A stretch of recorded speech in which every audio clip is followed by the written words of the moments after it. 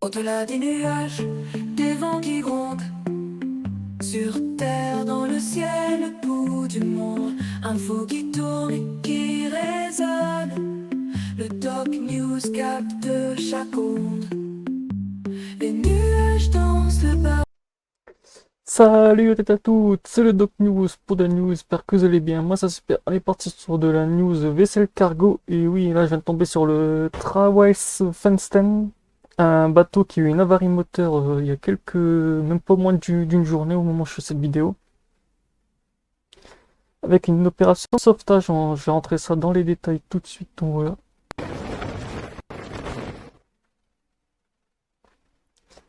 Et avant de continuer, n'hésite pas à liker, partager et abonne-toi, donc voilà, pour ne rien louper sur les prochaines news sur la chaîne. Retour sur un incident maritime très sérieux survenu en Irlande à l'entrée du port de Dungle.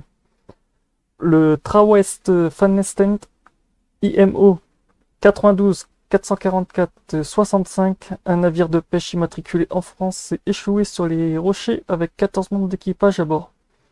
Selon les premières informations, le navire aurait subi une avarie moteur le privant totalement de manœuvrabilité dans une zone particulièrement exposée. Grâce à une intervention rapide et parfaite coordonnée, les 14 marins ont pu être héliportés et sains et saufs. Le Fannestent IMO 82 444 65 est un chalutier naviguant sous pavillon français. Il mesure 27 mètres de 85 de longueur, hors tout, et 8,5 mètres de largeur. Selon plusieurs éléments disponibles, ce navire ferait partie de la flotte de pêche liée au groupement Intermarché, connu pour l'exploitation des chalutiers opérant dans l'Atlantique nord de la Manche. Une information qui restera confirmée officiellement. Mais qui, mais qui situe le Fansten dans une flotte professionnelle bien structurée? C'est que pour le coup,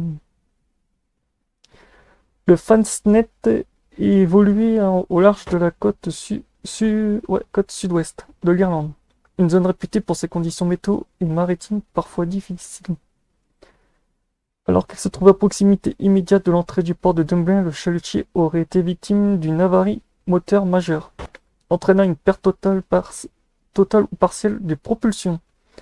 En zone côtière, une avarie moteur est l'un des scénarios les plus redoutés. Plus de propulsion, plus de contrôle de cap, le navire devient une dérive soumise au vent et à la houle. C'est exactement dans le piège dans lequel le Fannestent semble s'être retrouvé. Privé de puissance moteur, le chalutier n'aurait pas été en mesure de se dégager ni de manœuvrer pour éviter la côte. Sous l'effet combiné de la houle et des courants, le Fannestent est alors poussé vers les rochers à l'entrée du port de Dingle et finit par s'échouer sur une zone rocheuse connue localement sous le nom de Bin Ben. La situation devient immédiatement critique, choc répété sur la coque, risque de voie d'eau, menace de stabilité du navire. À bord 14 marins, tous conscients mais exposés à un danger imminent. L'alerte est déclenchée sans délai, les gardes-côtes irlandaises lancent une opération de sauvetage d'envergure. Sont engagés le Marine Rescue Coordination Center de Valentia Island, l'hélicoptère Rescue 115 de Saanon, l'appareil de Rescue 120F, un canot tout-temps de la ERNI, ainsi que plusieurs navires locaux. Les conditions sont complexes, vent soutenu, fort houle, navire à 28 mètres immobilisé et instable sur les rochers. C'est pour ça que, comme vous le voyez, l'hélicoptère est très très haut, en gros, pas proche des rochers, pour éviter que, comme vous connaissez, certains ne connaissent pas l'effet de bourrasque qui pourrait faire que l'hélicoptère s'écrase aussi. C'est pour ça qu'il y a une distance de sécurité, en gros, je crois que c'est 120 FT qu'il y avait entre l'hélicoptère et le bateau. En longueur, je sais plus combien ça fait, 120 FT. Mais bon. La distance de sécurité pour un hélitreuillage, parce que comme on voit que aussi le bateau fait des montées-descentes, autant vous dire l'hélitreuillage devait être sympa.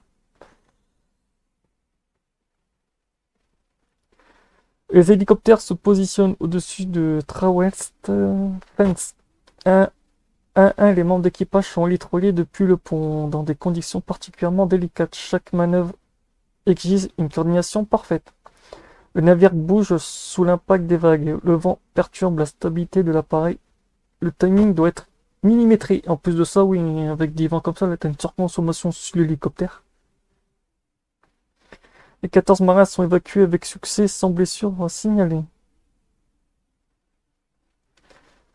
Une fois l'équipage en sécurité, le Fanens demeure échoué sur les rochers. Les autorités maritimes se concentrent désormais sur l'état de la coque, l'origine exacte de l'avarie moteur et les risques de pollution liés au carburant présent à bord. La zone est placée sous surveillance afin de protéger le littoral et l'écosystème local. Ils ont déclenché un plan d'urgence. Échouement du bateau, plus c'est vrai que là, pour le coup...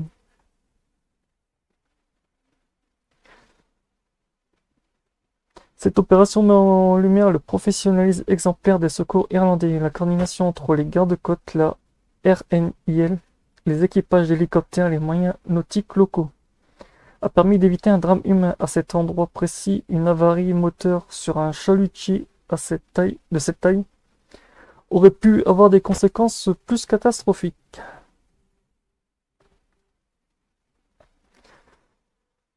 Pour finir, bilan, aucune victime. Les 14 marins du Trawensten Fannes IMO 92 444 65 sont sains et saufs grâce à une intervention rapide après une perte de propulsion critique.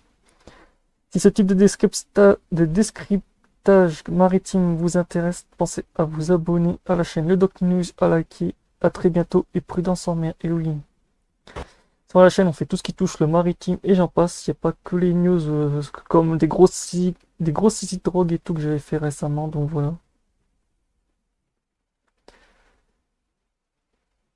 On se retrouve pour de prochaines news. Portez-vous bien tous et courage aux personnes en haute mer. En ce moment, du côté de l'Irlande, c'est un peu le chaos. Et c'est pas près d'être fini. Donc voilà, sur cette vidéo, je vais vous laisser avec les vidéos de l'Elite Royage, nos commentaires. On se retrouve pour le prochain news. Portez-vous bien. Tchuss.